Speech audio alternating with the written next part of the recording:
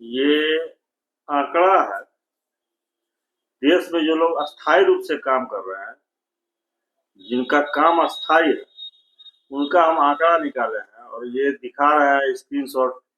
या आप लोग भी स्क्रीनशॉट ले लीजिए और अस्थिर से इसको चेक कीजिए कि इतना लोग देश में अस्थायी रूप से रोजगार कर रहे हैं, कमा रहे हैं, खा रहे हैं। ये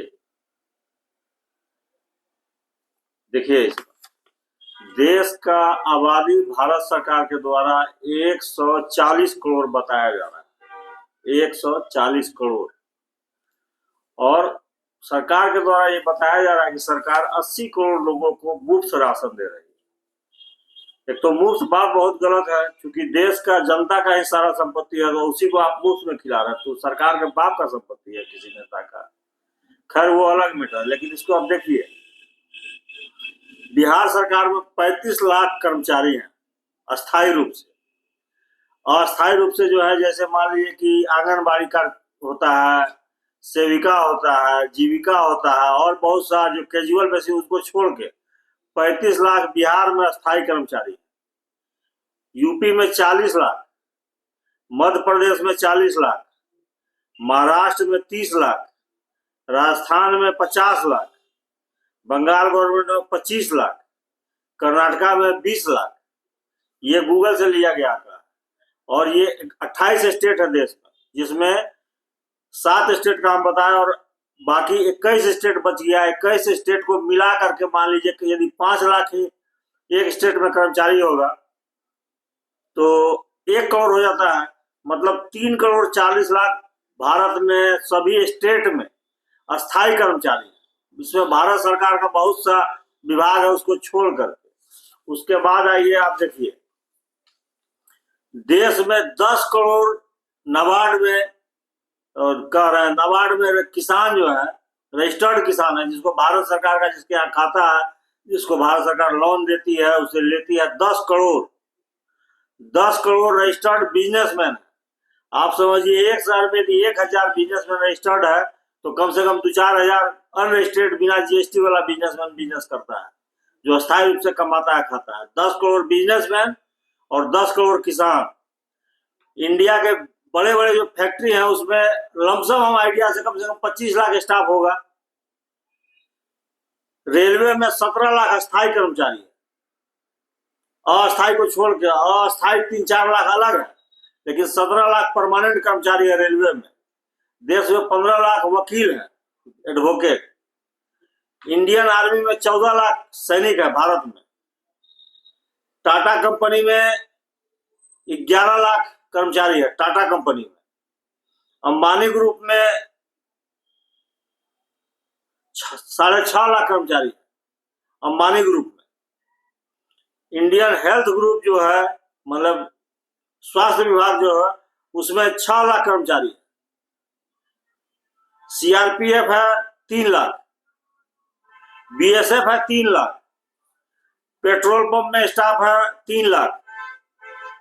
महिंद्रा कंपनी में 2,60,000 कर्मचारी है, महिंद्रा कंपनी में। एलआईसी में है 1.5 लाख, बीएसएनएल में है 60,000,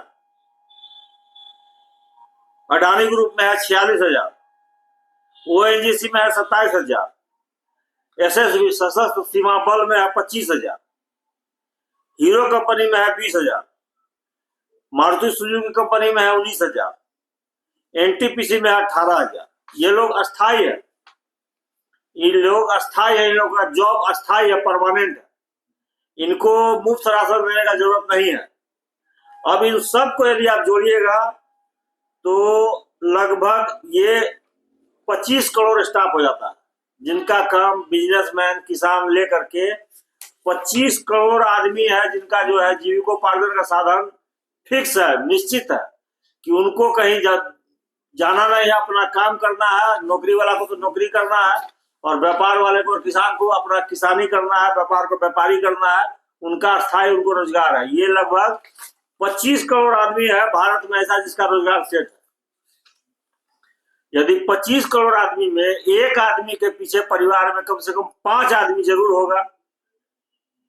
5 आदमी यदि जोड़ दीजिएगा तो 125 करोड़।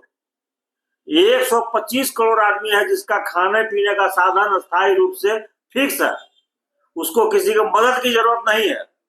मेरा आंकड़ा थोड़ा बहुत ऊंचा नीचा हो सकता है, मान लीजिए 100 करोड़, 100 करोड़, 125 करोड़ नहीं तो 100 करोड़ आदमी का तो अस्थायी साधन है जीविकोपार्जन का, बच गया 40 करोड़।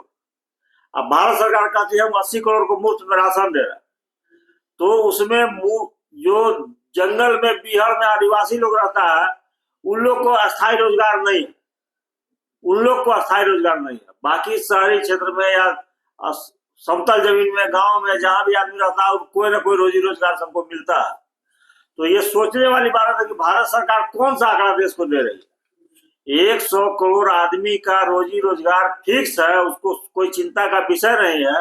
तो सरकार जो है, हम तो अपने नजर से कई बार देखे हैं, कंट्रोल के सामने से गुजरते हैं तो देखते हैं कार में बैठ करके लोग 5 किलो राशन लेने आता है। 5 किलो नहीं, एक परिवार में 5 आदमी है तो 25 किलो मिलता है, कार में बैठ करके लोग राशन लेने आता है। इस प्रकार से देश का पैसा नाजायज रूप से बहाया जा रहा है सरकार के द्वारा। कोई भी आंकड़ा सरकार का सही नहीं है। तो अव्यवस्था फैला हुआ है और अव्यवस्था के कारण सब चीज होते हुए भी लोग दाने दाने को मोहताज हो रहा है। तो इस सब में सुधार करने का जरूरत है ना, इस पर चिंता करने का विषय है ना कि भाई आखिर रोजगार इतना कहता है कि बेरोजगारी का इतना लंबा लाइन लगा हुआ है।